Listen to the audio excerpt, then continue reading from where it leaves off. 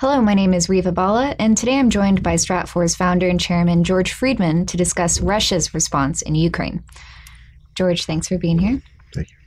So, George, we've seen today, Europeans piling onto the sanctions against Russia. We've seen a Ukrainian military offensive gaining steam, a rise in U.S. allegations on direct Russian military involvement in the crisis in Ukraine. So this seems like a pretty relentless push being led by the United States against Russia. So if you could do me a favor, get into the head of Putin and lay out for us what he is thinking in shaping his response. Well, as a guess, Putin is seeing a real disaster shaped up. Ukraine was crucial for the Russians. They've lost it. The putative invasion of Crimea meant very little, and they're losing the battle of eastern Ukraine. At the same time, their economy is weakening. They're having substantial outflow of cash, and some of these sanctions are starting to bite. The Russians are worried about the banking system. They've made guarantees to support the banks. Of course, many of these sanctions will hurt the West as well, but we're moving to a point where the Russians are in a place they didn't expect to be. And at root, it was an intelligence failure.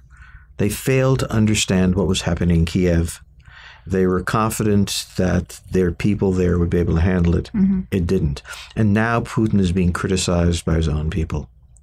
So he has to figure out what to do. Can he live within this framework of sanctions and not lose his position? Can he strike back and make counter sanctions that are effective?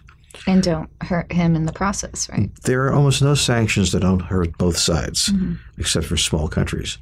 And does he take a military risk? We noticed in one area that 50 tanks were reported by the Ukrainians, of by course. the Ukrainians, so it's not particularly trustworthy, to be massed. But it would be one of his options. I think he's sitting there trying to figure out how to get his way out of this trap, while a lot of ambitious people around him are hoping he doesn't. But it's a series of bad options. As we said, counter-sanctions come with economic risk. A military play in Ukraine at this point would not only increase the economic pressure on Russia, but, how would you even define a military operation in the mission that Russia would follow? I would suspect that what Putin would want to do is change the psychology of the game where he's completely on the defensive and try to demonstrate that he's still extremely dangerous. And for that, his move is not going to be sanctions or counter-sanctions. It would be a military move in the Donetsk area that's designed to really, really defeat the Ukrainian forces in the east, to force the Americans to reconsider whether the Ukrainians are capable of dealing with the Russians, to force many of his rivals to rethink whether he's finished. But when we look at the American perspective, right, if they're goading, in a sense, a Russian military response by pushing this far, you have to ask, why push now if you're the United States, and why so relentlessly against Russia? Well, remember, the Russians embarrassed the United States in a number of things. Snowden was one. Syria was another. The United States wanted to get even, but also there is a historical opportunity. Ukraine is a battleground. The fall of the pro-Russian president opened an opportunity. The United States either walks through it or doesn't. But also, don't overstate the American role in this. These are Ukrainians. They may require American advisors. They may require American assistance, or German, or French, or British. Okay, but in the end, this is for this faction of Ukrainians an opportunity, and they can't lose the chance.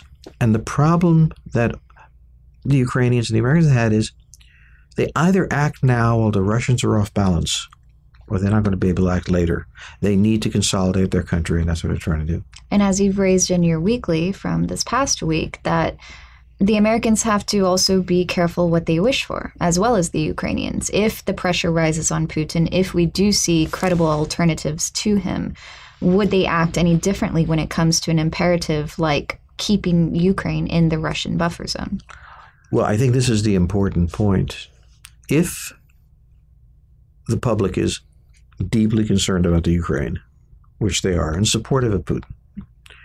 And if, big if, he were forced out because of competence issues, 14 years is a long time, the chances are not bad that the person who replaces him will be not just like him, but more like him. Mm-hmm. That he will be even more aggressive, even more hostile to the West. So the assumption that if Putin falls, liberals will take control in Moscow, when you fall because of defeat by a foreign power, you're usually replaced by a greater nationalist. Sure. So we don't know who will replace him under these circumstances. If we're playing old Kremlin rules, and it's not clear if it's the Constitution or the Kremlin that's being played, it's usually not somebody very close to him. Mm-hmm. It's somebody in the second tier who has really quietly accumulated a lot of chits, a lot of friends, a lot of buddies, and who arises out of nowhere. Khrushchev was a guy like that. Gorbachev, in a way, was a guy like that. Putin himself was a guy like that. So I would bet that I don't know the name of the man who might take him. But remember, we're speculating that the reverses threaten Putin's position. Certainly there has been criticism publicly by major leaders, but Putin is a man with many more than 9 lives. Sure. He is able to survive this, potentially. All right. Well, we'll be watching who is lurking in the Kremlin shadows. Thank you, George, for the conversation. Thank you. Thank you for joining us. We'll see you next time.